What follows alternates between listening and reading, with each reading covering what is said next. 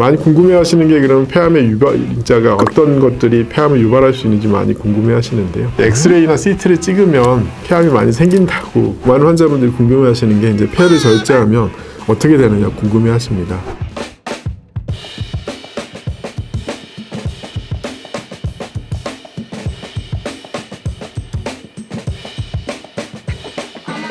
안녕하십니까. 저는 이대 서울병원 흉부외과에서 근무하고 있는 김관찬 교수입니다.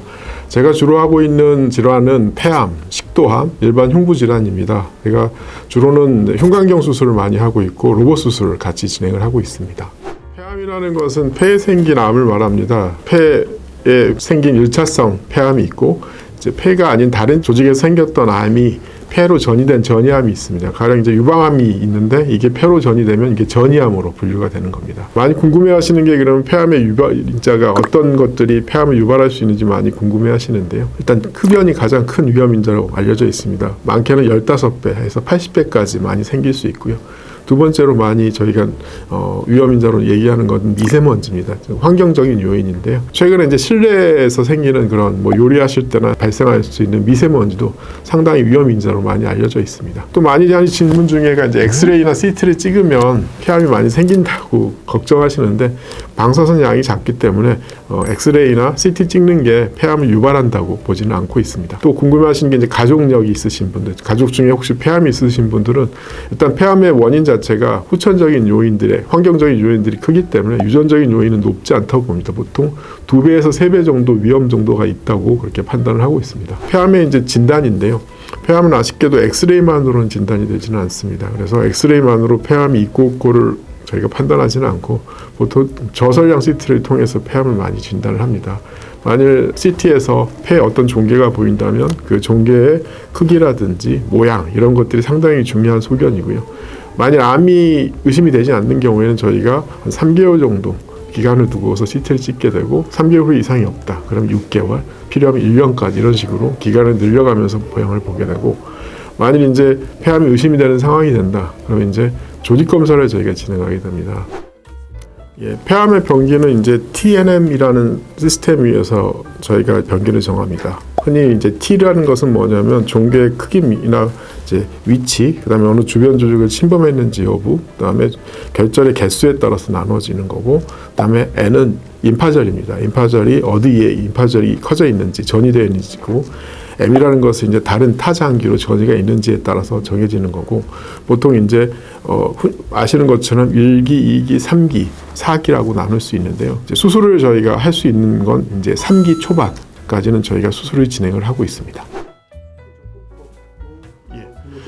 수술 접근법은 크게 이제 3가지라고 보시면 될 것 같습니다. 첫 번째는 이제 전통적인 방식이죠. 개용술이라고 합니다. 그래서 갈비뼈 사이에 큰 상처를 내고 갈비뼈를 벌립니다. 벌리고 들어가는 게 전통적인 방법이고요. 두 번째 방법은 이제 흉곽경입니다. 흉곽경은 갈비뼈를 벌리는 게 아니라 갈비뼈를 그대로 유지한 상태에 갈비뼈 사이 공간에 구멍을 뚫습니다. 그래서 구멍을 뚫는 개수에 따라서 이제 3개를 뚫는 경우가 있고 하나를 뚫는 경우가 있습니다. 마지막으로 이제 최근에 로봇 수술을 저희가 도입이 되었기 때문에 로봇 수술을 진행합니다. 근데 단지 로봇 수술은 아직까지 로봇의 팔이 크기 때문에 이게 단일공이나 이런 건 되지는 않고 적어도 3개 이상의 구멍을 뚫어야만 수술이 가능합니다. 수술 후 관리에서 가장 중요한 건 이제 호흡기 재활이죠. 재활이어서 이제 운동을 꾸준히 해주셔야 됩니다. 많은 환자분들이 궁금해하시는 게 이제 폐를 절제하면 어떻게 되느냐 궁금해하십니다. 일단은 폐라는 조직은 재생이 되는 조직은 아닙니다. 하지만 풍선하고 비슷한 조직이기 때문에 저희가 바람을 세게 불면 풍선이 늘어나듯이 그 제거된 그 공간만큼 다른 폐가 늘어나서 공간을 채워줍니다. 정말 많이 회복되시는 분 같은 경우는 거의 100% 하고 7, 80% 개인 차이가 좀 있을 수는 있습니다. 그래서 수술 후에 이제 운동을 하는데요. 이 운동을 너무 초반에 무리하는 건 좋지는 않습니다. 그래서 단계적으로 그다음에 하시는 게 좋고요. 일정한 시간을 정해놓고 하시는 게 좋습니다. 가장 좋은 건 이제 만일 걷기가 힘드시다.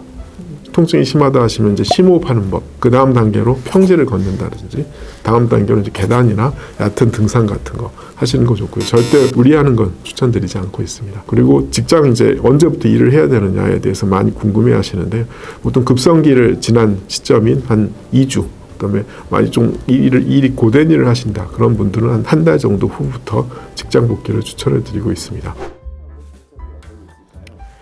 예, 저희 이대 서울병원 흉부외과 폐암 수술팀의 이제 가장 큰 특징은 저희가 수술 전부터 저희가 환자분하고 컨택을 합니다. 그래서 수술 전에 저희는 이제 재활학과를 통해 가지고 호흡기 재활에 대해서 먼저 훈련을 좀 시켜드립니다. 그리고 중요한 건 이제 수술인데요. 저희는 이제 통증을 줄이기 위해서 일단 모든 수술을 단일공을 합니다. 하나만을 뚫고 수술을 하기 때문에 환자분 수술 통증이 상당히 적습니다. 그래서 환자분이 보통 퇴원 시점이 보통 수술 후 한 4일에서 5일 정도면 퇴원이 가능한 정도 됩니다. 그리고 환자분들 중에 또 전신 마취를 저희가 하는 데 있어서 좀 어려움이 있으신 분들이 있습니다. 아주 고령이시다든지 폐기능이 너무 좋지 않은 분들은 기도삭관 하는 것 자체가 수술 후에 합병증을 생길 위험성을 높일 수 있기 때문에 저희는 이제 흔히 아시는 것처럼 수면으로 폐암 수술을 진행하고 있습니다. 그래서 수술 후 합병증을 많이 줄일 수 있습니다.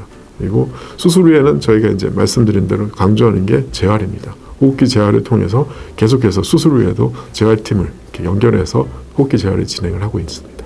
많은 분들이 와서 말씀하시는 게 그렇습니다. 자기는 담배를 피운 적도 없는데 왜 나한테 폐암이 생겼느냐 하는데요. 일단은 대부분의 이제 선암 같은 경우에는 담배하고 연관성은 많이 떨어져 있는 게 됩니다. 암이 진단됐다고 해서 모든 게 끝난 건 아닙니다. 거기에 이제 맞게 최선의 치료 방법을 저희가 환자분과 같이 상의해서 결정을 해서 가장 좋은 방법으로 합병증 없는 방법으로 최선의 방법을 선택해서 저희가 치료할 수 있습니다. 수술을 했다고 해서 모든 게 끝나는 건 아닙니다. 아까 말씀드린 재발률이 있기 때문에 정기적인 검사를 통해서 추후에 혹시 재발을 하더라도 얼마든지 치료가 가능하고 완치까지도 저희가 기대할 수 있기 때문에 정기적인 이제 추적 관찰을 꼭 해야 됩니다. 그리고 수술 후에도 이제 본인의 이제 건강 관리를 위해서 이제 흡연하셨던 분은 반드시 금연을 하셔야 되고요.